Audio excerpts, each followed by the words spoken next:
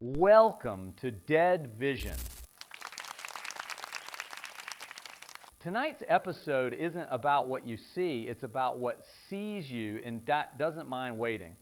In the first story, you'll feel the moment something in the woods notices you.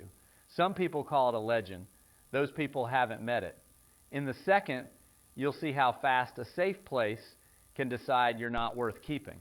4 children gone, and the building stayed quieter than the staff.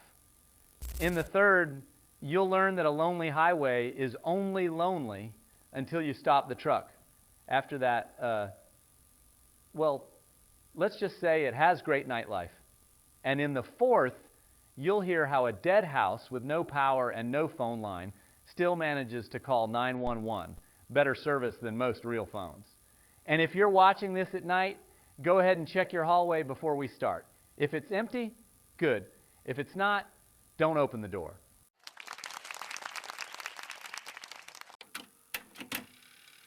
There are no written stories about the Naga, no books, no legends. People only talk about them when they say they saw one. The Naga look like humans, but they are not human. The first story comes from a town called Edzo. A boy disappeared one night. Years later, people saw him again. He wore a t-shirt and a baseball cap, but he did not look like a normal boy anymore. He looked like a Naga. His family still leaves clothes and food on an island for him. They know he will not come back. Another man went into the woods years later. He had an illegal gun. He wanted to shoot at trees. As he walked, the trees and grass suddenly looked much bigger. He felt scared and left. He returned with a friend. They found a grizzly bear in 5 clean pieces, not eaten, no bite marks, no claw marks, nothing. He told his grandmother. She slapped him. She said, "Do not go back. That land belongs to the Naga." That is how the Naga protect their land. No signs, no warning. Another story comes from a hunting camp. A kid was sleeping in a tent. He had 4 dogs outside. The dogs were usually aggressive. That night, they were crying. There was a small plastic window in the tent. The kid woke up. He saw the Naga looking at him through the window. He could not move. The Naga did not move either. When his brother woke up, he finally moved again. They went outside. The dogs were still hiding and crying. He looked toward the lake. He saw the Naga running very fast, like it was sliding over the ground. Then it stopped and moved backward at the same speed. The people who told these 3 stories do not know each other, but they all say the same thing. The Naga is not a myth. People still see it. Bill's closer. So, if you're in the woods and your dogs start crying, don't check it out. That's how people end up in videos like this, and trust me, you don't want to be content. So if you're out in the woods and your dogs start crying, don't go looking for the reason. People who do that usually don't make it back in time for the morning news. St. Agnes Orphanage was built in 1947 in northern Montana, 23 miles outside the town of Whitefish in the forest. The closest neighbor was 8 miles away. The building had 3 floors, stone and wood. In 1963, there were 34 children ages 6 to 14, 8 staff members. The first incident was reported in March 1963. Tommy Brennan, 9 years old, he got out of bed at 2:30 a.m. By morning, he was gone. His room was on the 2nd floor. 3 other children slept there. They said they heard nothing. Police arrived. They searched the building, the grounds, the forest. Dogs were used. The dogs stopped at the back door. They would not go farther. Their handler said the dogs lost the trail. Tommy was never found. Report, possible runaway. Case left open. The second incident happened in May 1963. Sarah Mitchell, 7 years old. She disappeared at 1:45 a.m., again 2nd floor. Her bed was 4 meters from the window. The window was closed, locked from the inside. In the morning, the window was still closed. The lock was still in place. Search done. No results. A nurse, Sister Mary, was questioned. It was her night shift. She said she saw nothing, heard nothing. At the bottom of the report, there was a note. She rubbed her hands the whole time, avoided eye contact. The third incident happened in June 1963. Michael Porter, 11 years old, he disappeared at 3:10 a.m. third floor. 5 children slept in the same room. This time, there was a witness. David Collins, 10 years old, he shared the room. He gave a statement. I heard a sound like a door, but the door didn't open. Then I heard footsteps in the hall, slow steps. Then I heard movement from Michael's bed. I looked. Michael was standing. He walked to the door. I called his name. He didn't answer. He opened the door. He went out. The door closed. I didn't go after him. I was scared. When asked why he was scared, David did not answer. Michael was never found. Police examined the whole building. They found one detail on the third floor hallway. Old wooden floor, dust, footprints, small child shoes. Tracks went halfway down the hall, then stopped. They did not continue. Report. The prints end in the middle of the hallway. No prints around. Child appears to have lifted off the ground. FBI was called. They investigated. A secondary report was written, not released to the public. St. Agnes was temporarily closed. Children were transferred. In July 1966, the orphanage reopened. A new director arrived, Margaret Howe, 52 years old, 20 years of experience. She held a meeting in her first week. Meeting notes say, Director Howe asked staff about the old incidents. Nurse Mary did not answer, only said, I don't know. Cook Robert Clark said he sometimes heard sounds at night. When asked what kind, he said, footsteps, but no one is there. The director did not ask further questions. In August 1966, new children arrived. There were now 29 children. First 2 weeks were normal. On the third Wednesday night, a child woke up crying. Emily Watson, 8 years old. First floor. Nurse Mary ran in. Emily calmed down. In the morning, they asked her what happened.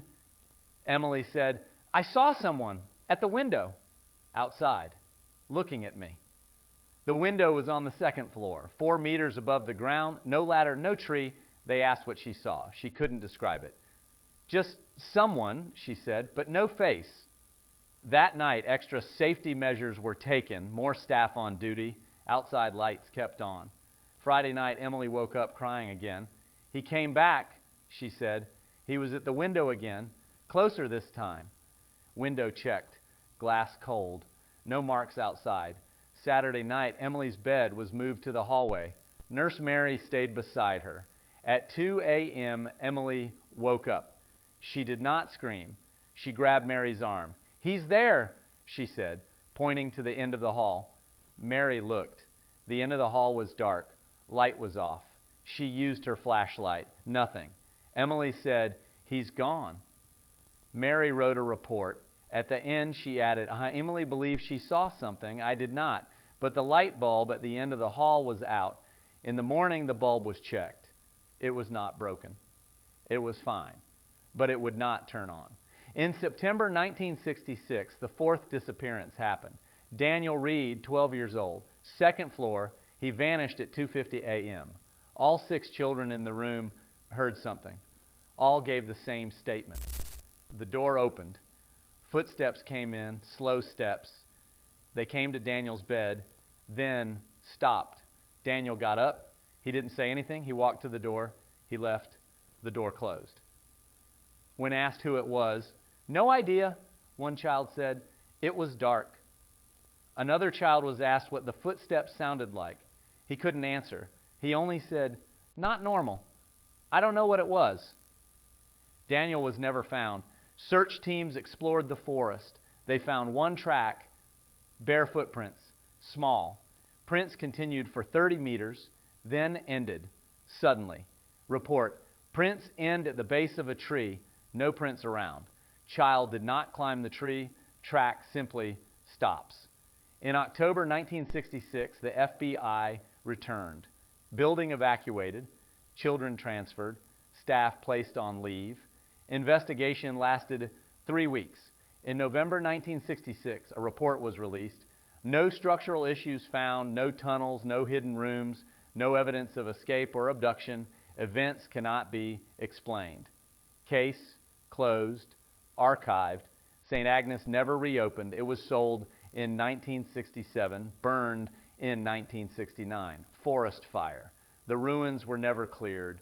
In 1971, an additional FBI document was found in the Montana State Archives, not released before. It said, in the basement behind the north wall, an old room was found, not on any map, entrance bricked over, bricks dated before the 1940s. Inside was a table, paper records, handwritten, dated 1931 to 1946. Another building stood here before St. Agnes. Records listed children's names, dates, and each entry ended with one word, missing. The document ended there. The FBI was contacted, request for more information, reply, case closed, no further details. In 1973, a former staff member, Nurse Mary, gave an interview to a local newspaper. She was retired, 67 years old. The reporter asked about St. Agnes. Mary said, at night there was something, I don't know what, but something was there. We heard it. Footsteps. Every night, same time, between 2:30 and 3. No one talked about it, no one believed it, but we all heard it. The reporter asked for details. Mary added, one night I stepped into the hall, I heard it walking, but no one was there. Then it stopped right in front of me. I felt it, but I didn't see anything. I went back to my room, never stepped out again. The story ran as a small article. No one cared. Mary died in 1975, heart attack. Tommy Brennan, Sarah Mitchell, Michael Porter, and Daniel Reed were never found. Their files remain open in the Montana Missing Persons Archive. In 1978, a research group from the University of Montana studied the St. Agnes site, Paranormal Research Project. The ruins were still there, burned walls, collapsed roof, metal scraps. They set cameras and audio recorders, stayed overnight. In the morning, they checked the footage. One camera showed movement at 2:47 a.m., a shape, not clear, it moved, then vanished. Audio recorders captured a sound at 2:52 a.m., footsteps slow, 6 seconds, then silence. The study was published. Conclusion: recordings cannot be explained. Further research needed. Further research never happened. Funding was cut. St. Agnes is still there, a restricted forest zone now. Official reason, historic protection, but nothing is protected. It just sits there, waiting. Children still go missing in Montana, but nobody asks about St. Agnes anymore. So if you ever hear footsteps in an empty hallway, don't go checking where they stop. That's usually where the last kid disappeared. And places like that tend to stay on schedule.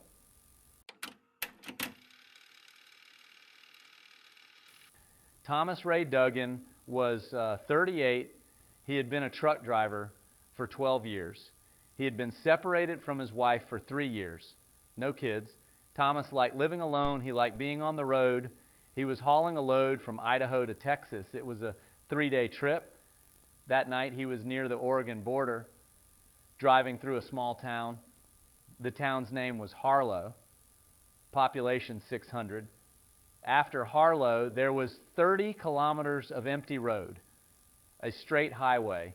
Local people called it Devil's Mile. Thomas had heard the name. He didn't care. Legends were just legends. It was 11 at night. The highway was dark.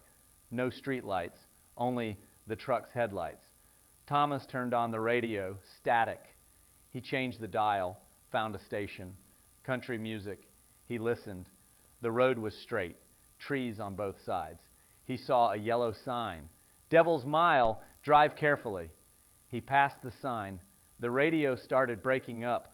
Thomas turned the knob. No help, more static, then silence. He shut the radio off, turned it on again. Still nothing. He shrugged. Signal was bad in this area. 5 kilometers later, fog appeared. Thomas slowed down. The fog got thicker. He turned on the high beams. The fog swallowed the light. He slowed more. down to 60. No other cars, just fog and darkness. Thomas looked at the window, fog on the outside, but also inside, like it was leaking in. He checked the window, closed, fog still coming. 10 kilometers later, the engine coughed, full tank, the engine coughed again. Then the truck slowed and stopped. Thomas turned the key. Nothing. Tried again, still nothing.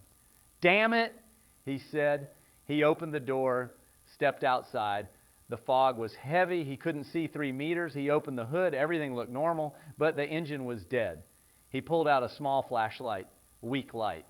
Fog ate the beam. He checked the wires. Then he heard footsteps coming from the road. Thomas lifted the light. "Who's there?" he called. No answer. Footsteps came closer, slow, heavy. Thomas backed up, opened the truck door, grabbed a wrench. "Don't mess with me," he said. "I've got a tool."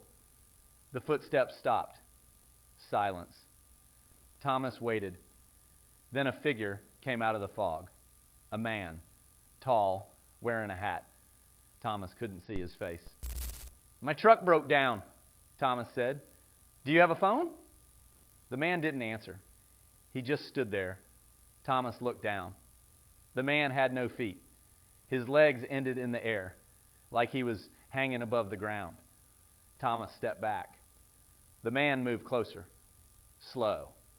Thomas climbed into the truck, slammed the door, locked it. The man came to the window, tapped on it. Thomas saw his face.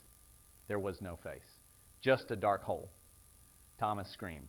At 6 in the morning, a police car arrived. A deputy found the truck on the roadside, engine off, doors locked. No Thomas.